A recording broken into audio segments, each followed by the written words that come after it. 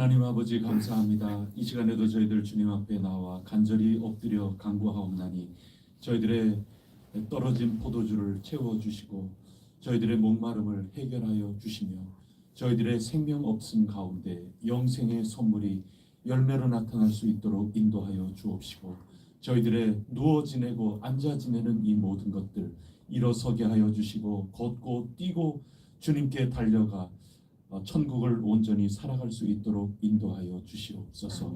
하나님 아버지 저희들을 배불리 먹여 주시옵소서.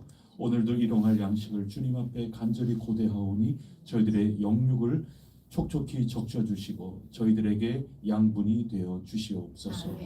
주님을 먹고 마시는 자마다 산다고 하셨으니 주님께서 저희들의 삶에 생명의 원동력이 되어 주시옵소서.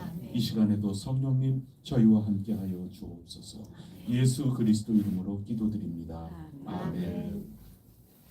찬송가 288장입니다. 288장입니다.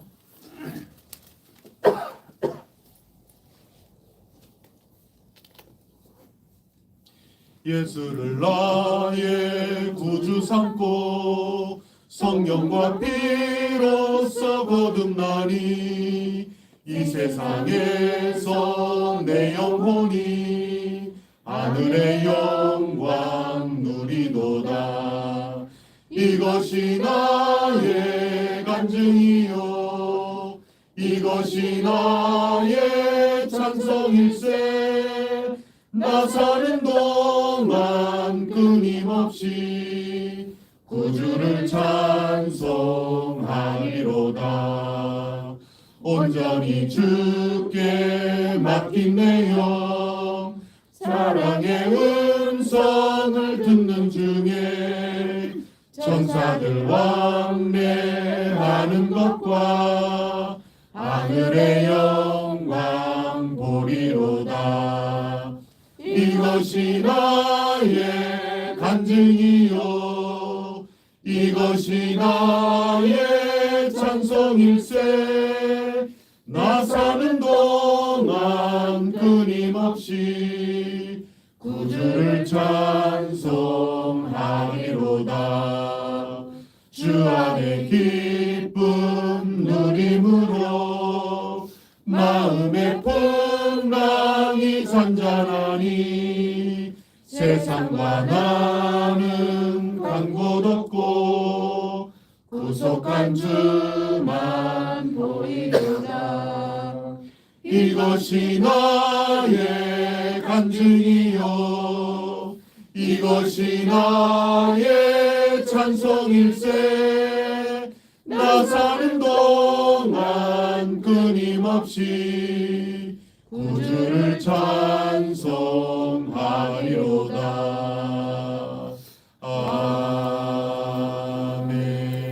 아멘.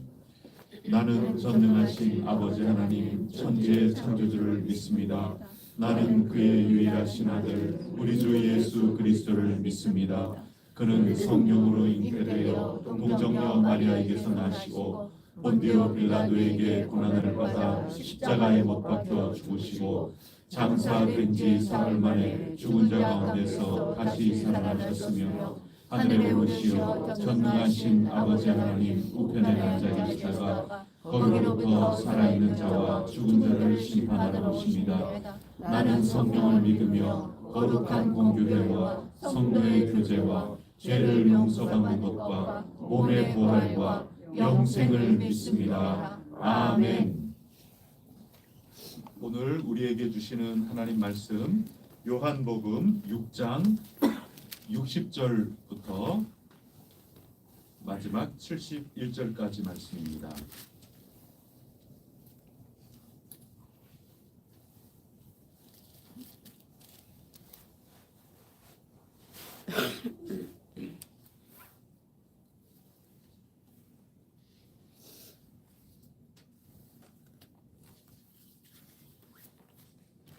함께 읽겠습니다.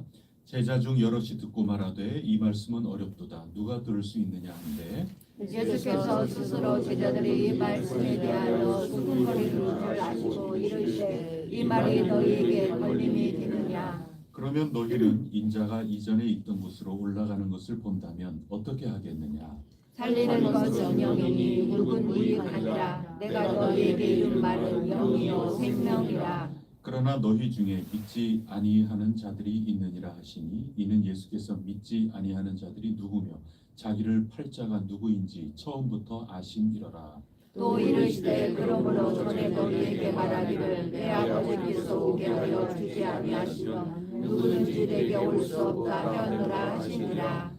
그때부터 그의 제자 중에서 많은 사람이 떠나가고 다시 그와 함께 다니지 아니하더라. 예수께서 열두 제자에게 이르시되 너희도 가려느냐. 시몬 베드로가 대답하되 주여 영생의 말씀이 주께 있사오니 우리가 누구에게로 가오리이까. 우리가 주는 하나님의 거룩하신 자인 줄 믿고 알았사옵나이다. 예수께서 대답하시되 내가 너희 열두를 택하지 아니하였느냐. 그러나 너희 중에 한 사람은 마귀니라 하시니 이 말씀은 바로 시몬의 아들 유다를 가리키시나 이는 열두 중에 하나로 예수를 알려주라. 아멘. 주님의 말씀이 좀 어렵게 느껴졌겠지요. 이 세상의 관점과 다른 하나님 나라의 질서를 가르쳐 주시는 거기 때문에 이 세상의 관점으로 들으려고 그 귀로 들으려고 그러면 수군거리게 될 수밖에 없죠. 그래서 오늘도 수군거리고 있습니다. 그래서 예수님께서 61절 뒷부분에 내 말이 너희에게 걸림돌이 되냐 걸림이 되냐. 만약에 그렇다면 내가 부활해서 다시 올라가는 거 본다면 너희 어떻게 하려고 그러냐. 그거 이해할 수 있겠냐. 그거 볼 수 있겠냐. 더 깊은 은혜를 너희들이 알 수 있겠냐. 여러 가지 의미로 주님께서 말씀하고 계십니다. 그러면서 63절에서처럼 그냥 이 세상에 태어났다고 육신으로 사는 것만이 뭐 그렇게 큰 대수겠느냐. 거듭나야 되지 않겠냐. 위로부터 나야 되지 않겠냐. 영으로 말미암아 살아가는 사람이 돼야 되지 않겠느냐. 그렇게 설명을 해주고 계십니다. 그러면서 64절 말씀 다 같이 읽어보겠습니다. 시작. 그러나 너희 중에 믿지 아니하는 자들이 있느니라 하시니 이는 예수께서 믿지 아니하는 자들이 누구며 자기를 팔 자가 누구인지 처음부터 아심이니라.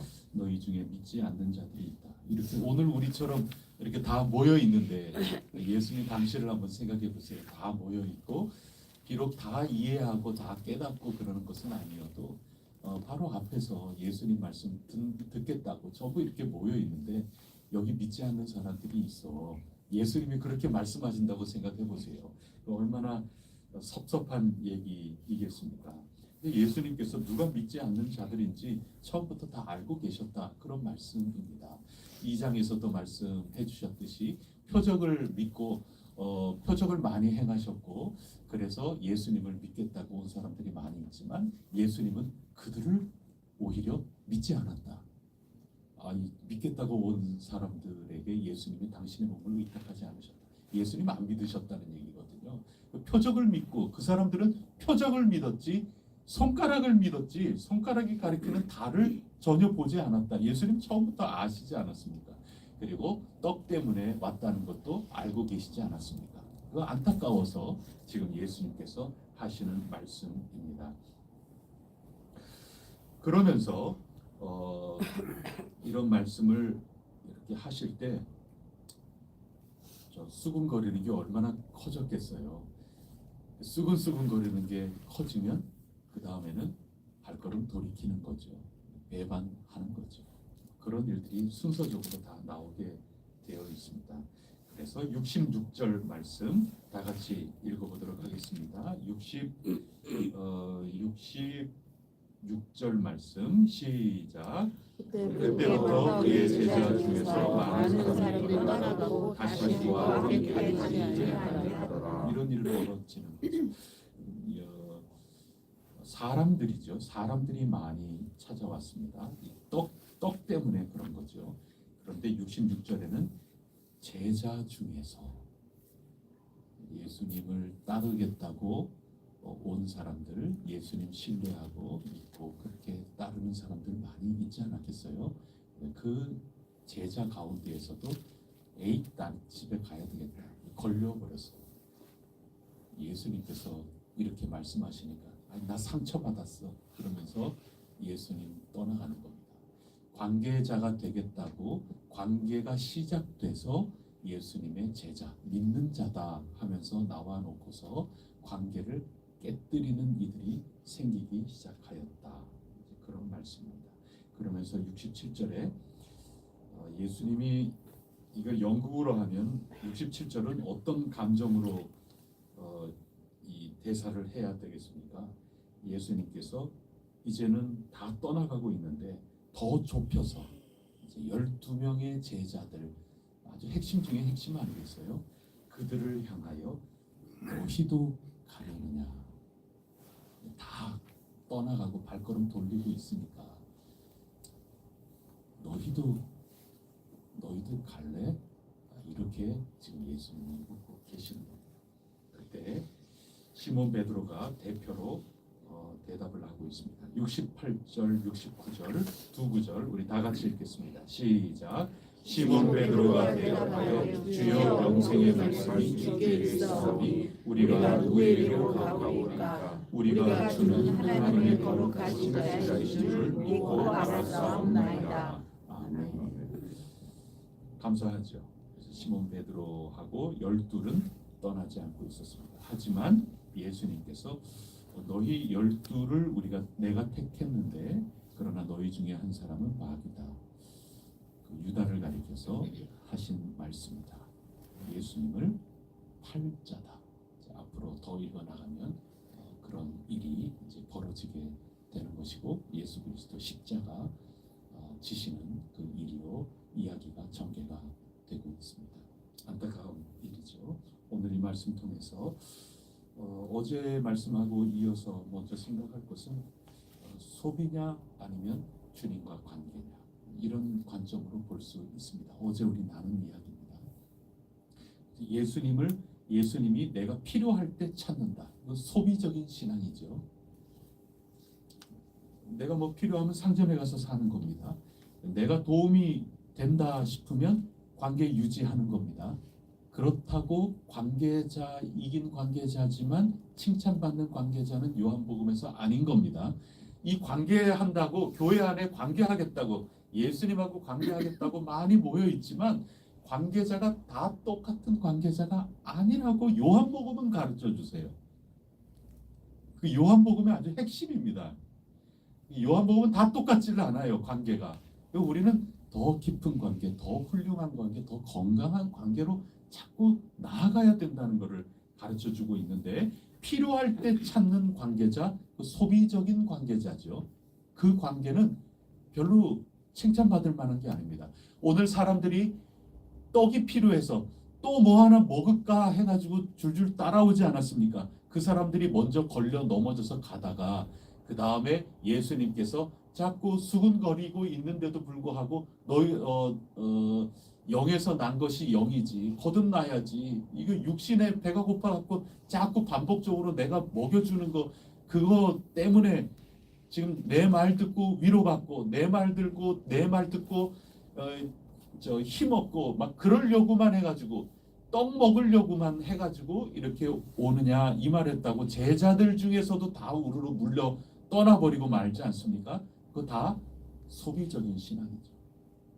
더 이상 당신하고 뭐 필요하면 또 오지 뭐. 근데 지금은 여기까지.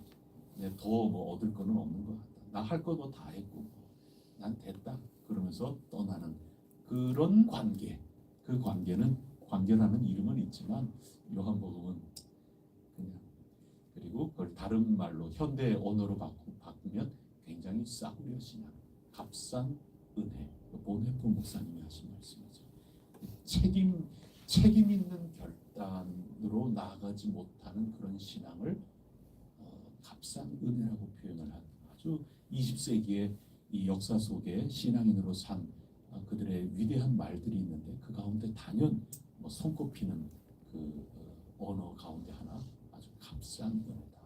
그게 아주 쟁쟁하지 않습니까? 그런 관계자는 요한복음에서 칭찬받을 수 없는 그런 관계인 거죠.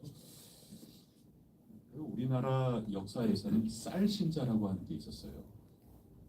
교회에서 서로 나누고 그러면서 쌀 신자 그런 것들은 요한복음이 칭찬하지 않는 그런 겁니다. 예수님을 관계로 맺고 같이 더불어 살아가는 것 같지만 사실은 관계가 아니라 일방적인 사용하려고 그러는 거죠. 내가 너 안에, 너가 내 안에 이런 관계가 아닌 거죠. 소비 관계가 아니라 진정한 관계라면 어떻게 해야 될까요? 오늘 예수님께서 하시는 말씀이 이해가 잘 안 돼도 머물러 있어야 되는 거죠. 이 말씀이 내 유익에 합당하지 않다 하더라도 내 삶의 잣대를 바꾸지 않는 거죠. 내 보물을 기준을 하늘에 두고 내 삶을 살아나가는 거지. 수요일과 겹쳐 있는 겁니다. 하늘에 내 보물을 두고 내 삶을 방향과 목표를 두고 살아야 되는 거지. 땅에 잣대를 두고 그러면 소비신앙으로 자꾸 바뀔 수가 있는 거죠. 관계가 올바르다, 내게 손해가 왔다 하더라도 방향을 바꾸지 않는 겁니다. 그래서 내 감정이 좋고 내 마음이 참 좋고 내가 정말 위로받고 내가 잘못해놓고서도 네가 잘했다 이거 얼마나 위로가 되고 안정적이에요. 내 심리 상태가.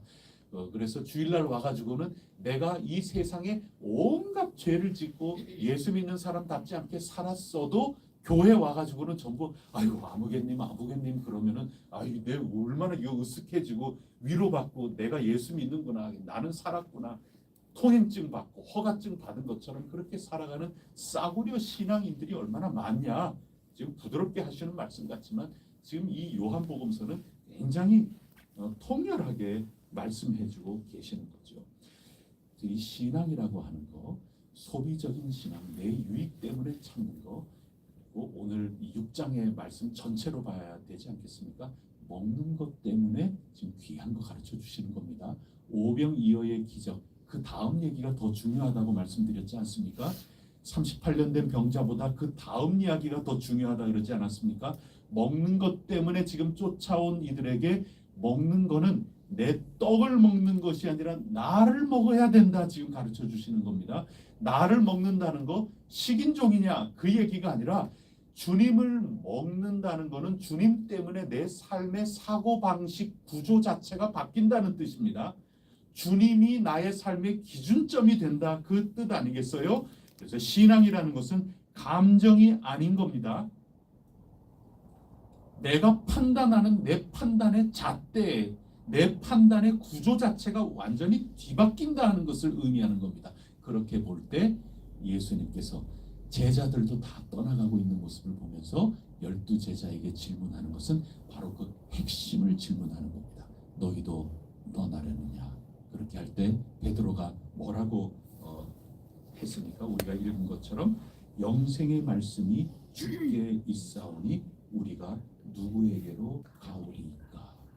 당신만 먹겠다. 당신만 붙들겠다. 당신과의 관계, 이것이 우리의 잣대다. 삶의 잣대다. 이미 판단 구조가 지금 되지 않습니까? 판단이 아닙니다. 판단. 제가 어려운 말을 썼어요. 요한복음에서 크리시스라고 하는 원어를 썼다고.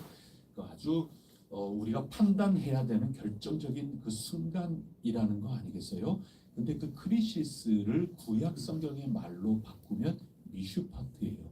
그게 공의, 정의로움입니다.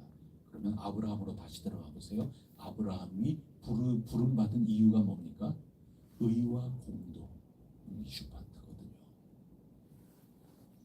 여러분 지금 창세기하고 요한복음하고 이어지는 것을 관통하시겠어요? 지금 우리가 부름받은 것은 정의로운 거예요. 그 정의롭다는 것은 우리가 순간순간 매 순간마다 판단해야 되는 순간을 살아가는 존재라는 겁니다.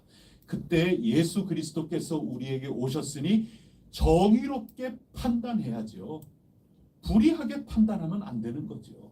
누구나 이기적으로 살 권리가 있어요. 이게 자유민주주의죠. 여러분들 전부 이기적으로 살아가셔야 되는 겁니다. 그게 우리 체제예요. 그게 인정이 돼야 되는 겁니다.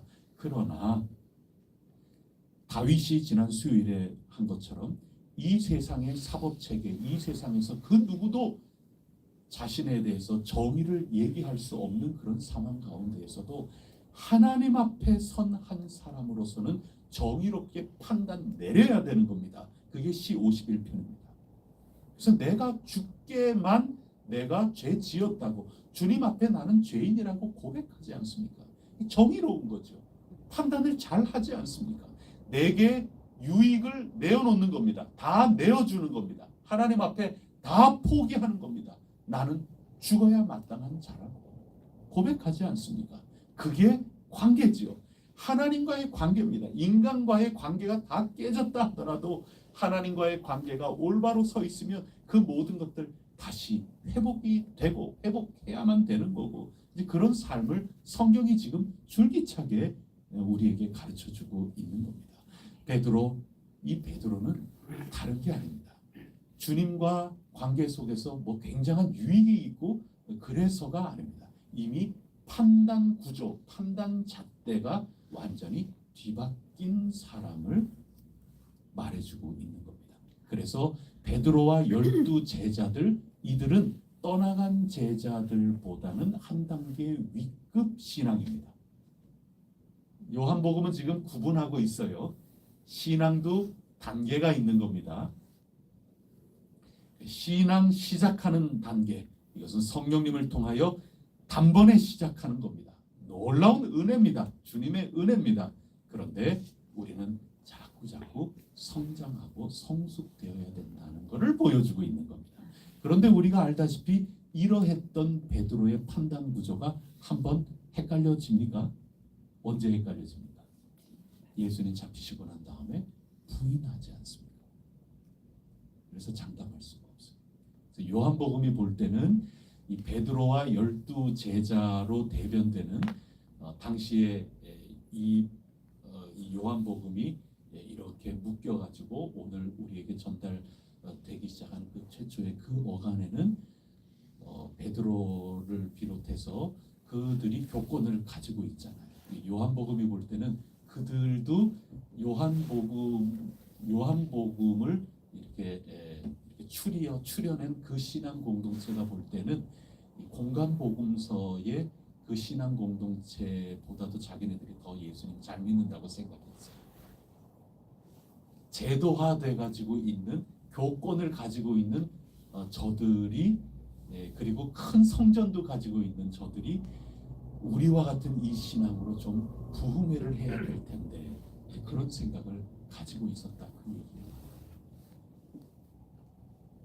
12 제자로 대변되는 이 판단 구조도 십자가 앞에, 그 고난 앞에 다 내팽개치고 도망가는 판단 구조가 바뀐 겁니다. 내가 어떤 지금 이 정도 얘기한 떡은 내가 안 먹을지언정, 또 요리 안 해줘가지고 우리가 또다시 베세다 들녘에처럼 그렇게 먹거리 풍성하게 배불리 먹고도 남는 그런 대회식을 안 한다 하더라도, 아이 주님 우리가 어디로 가겠습니까? 거기까지는 되는데, 내가 예수님처럼 체포당한다고 할 때는 내 빼는 신앙, 그 판단의 잣대, 그게 12 제자들의 모습이에요. 이게 요한복음의 말씀입니다. 그래서 요한복음은 명시가 안 되고 주께서 사랑하시는 제자, 끝까지 십자가 앞에 남지 않습니다. 그 신앙은 이 신앙을 갖고 있는 사람입니다. 내 판단 기준이 어디에 있느냐, 내가 어떤 관계자이냐, 그걸 끝까지 묻는 겁니다. 베드로처럼 아주 지금 가장 베드로 수위권 얘기도 나오지 않습니까? 초창기에 베드로가 교권을 붙들고, 사도행전 전반기 초반의 사도행전이죠. 그 사도행전의 그런 모든 모습들, 이런 것들 가운데 있는 그게 전부 다가 아니다.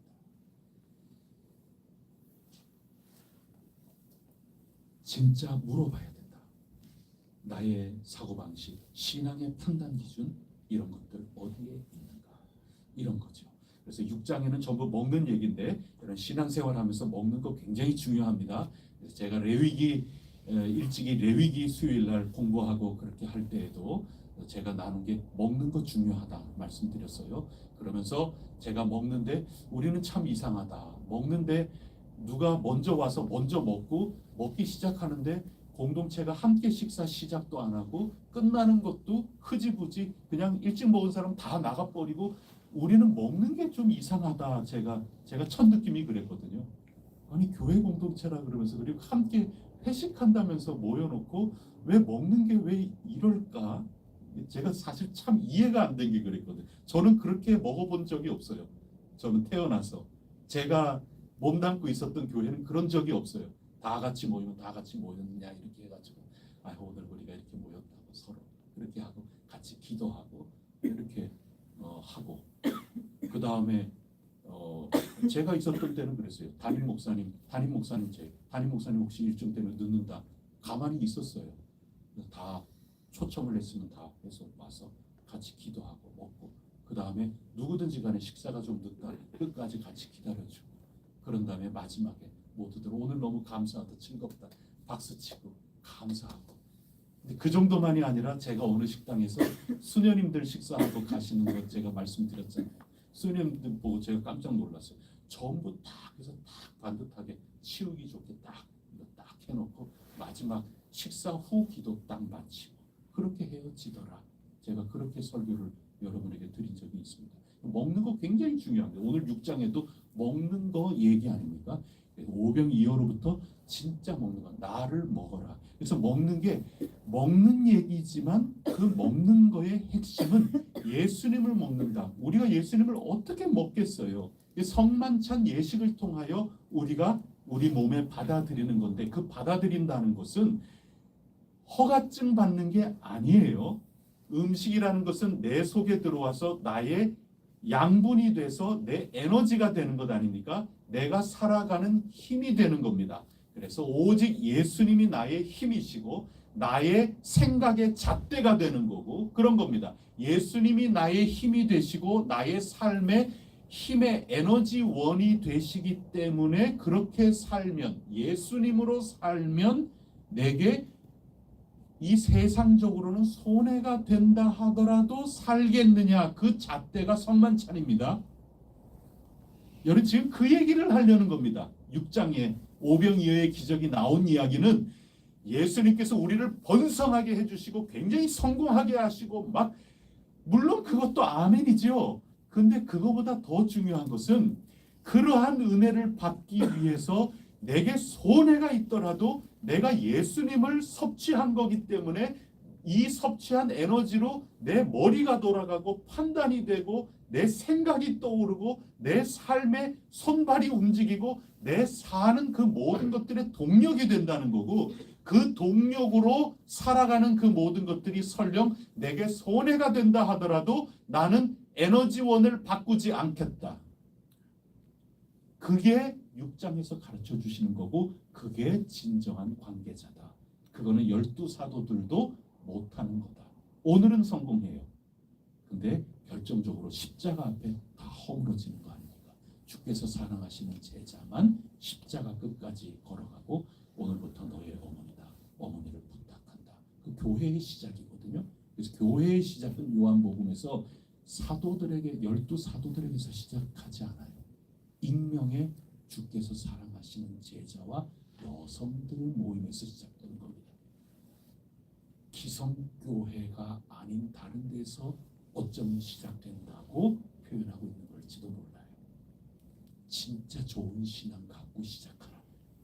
날마다 다시 시작하라. 지금 그거 요한복음은 가르쳐주고 계신 겁니다. 귀하신 여러분, 오늘 우리 먹는 얘기의 마무리입니다. 오병이어로 시작해서 우리 주님을 먹고 사는 사람입니다. 주 없이 살 수 없네. 오늘 베드로의 이 고백 너무 귀중한 고백입니다. 주님께서 여기 계시니 나도 주님 계신 곳에 있겠습니다. 직장에서 주님 믿는 사람으로 사는 게 나에게 손해가 된다 하더라도 나 그렇게 살겠습니다. 이 신앙이 나에게 있는가? 그런 얘기죠. 이제는 나는 더 이상 나로부터 살지 않고 그분 때문에 나는 삽니다. 예수님을 나는 믿는다 하는 그것이, 나 믿는다는 사람인데, 그것이 의미하는 것은 단지 예수님을 존경한다, 예수님을 높인다, 예수님을 예배한다, 그런 차원에 그치는 것이 아니라 그분이 내 삶을 완전히 구성한다, 그분이 내 삶을 움직여 나간다, 거기에 내 몸을 맡긴다, 이런 얘기입니다. 창세기로 돌아가 볼까요? 가인 예배가 왜 아벨보다 뒤처지는 예배가 되었을까요? 예배를 드리긴 드리는 거지만 하나님 하시는 말씀 하나하나에 다 수근수근 거렸잖아요. 6장의 말씀으로 따지면 죄가 문 앞에 지금 기다리고 있다. 그것도 힝 그러면서 그냥 다 방수 옷 입은 것처럼 다 튕글려 나갔지 않습니까? 그게 무슨 예배자입니까? 예배자라는 건 그게 아니거든요. 그래서 관계가 이미 깨지고 있는 겁니다, 가인하고는. 그러나 예배는 항상 드리는 거죠.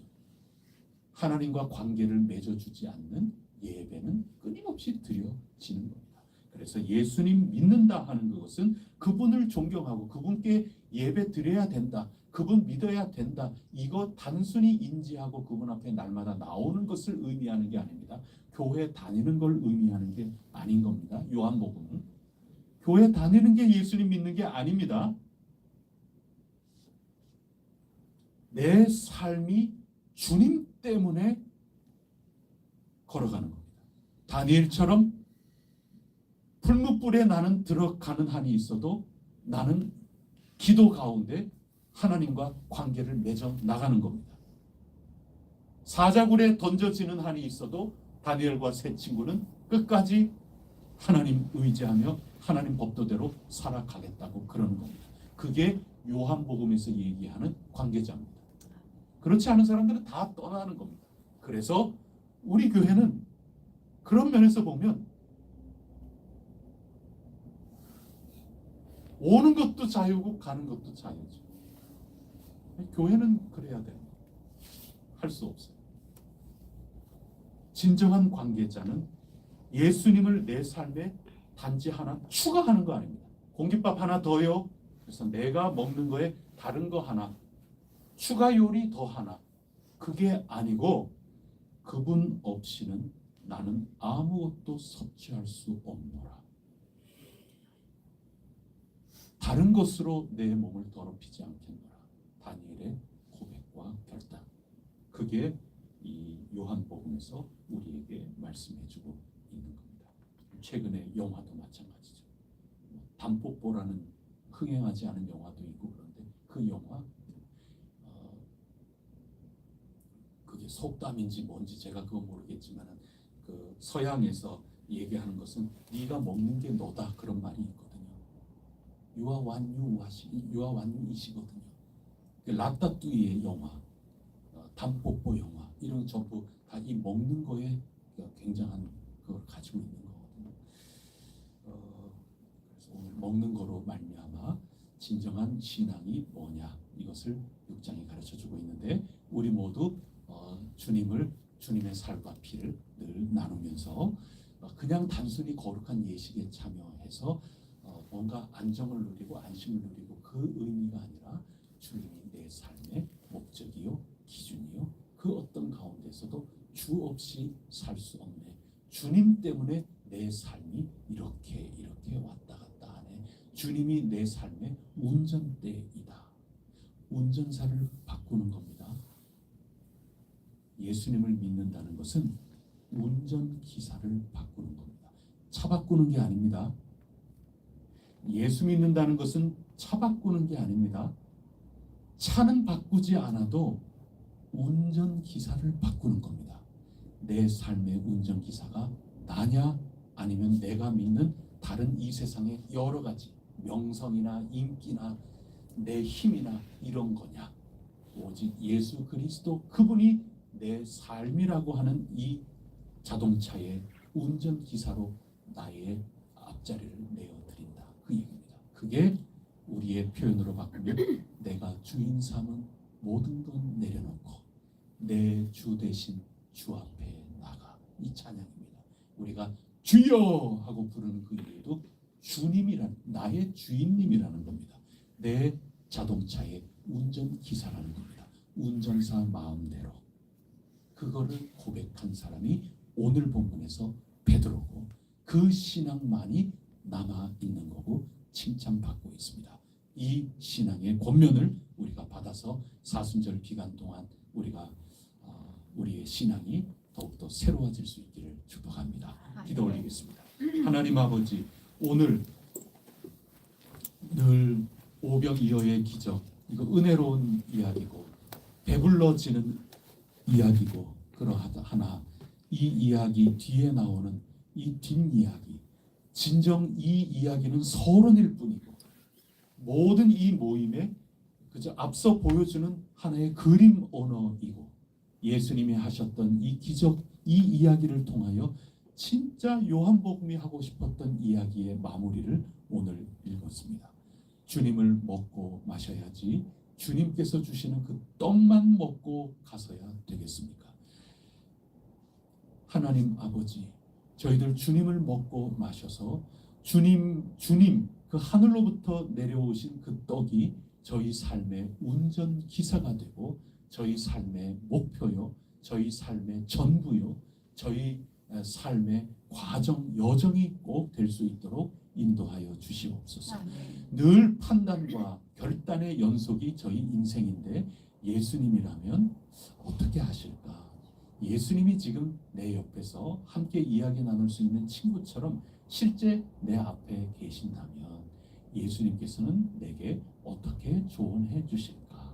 언제나 이것을 기도 가운데 꼭 묻게 하여 주시고 저희들이 성령님을 통하여 저희에게 들려주시는 그 음성을 언제나 듣고 말씀을 통하여 한 걸음 한 걸음 올바로 걸어나갈 수 있도록 인도하여 주시옵소서. 아멘. 이 모든 말씀 우리 구세주 예수 그리스도 이름으로 간절히 기도드립니다. 아멘. 하늘에 계신 우리 아버지, 아버지의 이름을 거룩하게 하시며 아버지의 나라가 오게 하시며 아버지의 뜻이 하늘에서와 같이 땅에서도 이루어지게 하소서. 오늘 우리에게 일용할 양식을 주시고 우리가 우리에게 잘못한 사람을 용서하여 준 것 같이 우리 죄를 용서하여 주시고 우리를 시험에 빠지지 않게 하시고 악에서 구하소서. 나라와 권능과 영광이 영원히 아버지의 것입니다. 아멘. 우리 교회 건축과 또 우리 교회에 헌신하는 모든 이들, 우리 교회에 오는 모든 이들, 그리고 전도받아서 앞으로 올 모든 이들, 우리 혜성교회를 통하여 주님을 먹고 마시고 주님이 전부 다가 되게 하시고 주님 때문에 용기 백배하게 하시고 주님 때문에 실패한 자리에서도 관계가 끊어지지 않고 주님 붙들고 나아갈 수 있는 진정한 신앙의 자리가 우리 혜성교회 거룩한 모임이 꼭 되게 하여 주옵소서. 우리 합심하여 간절히 기도하고 각자 기도하겠습니다.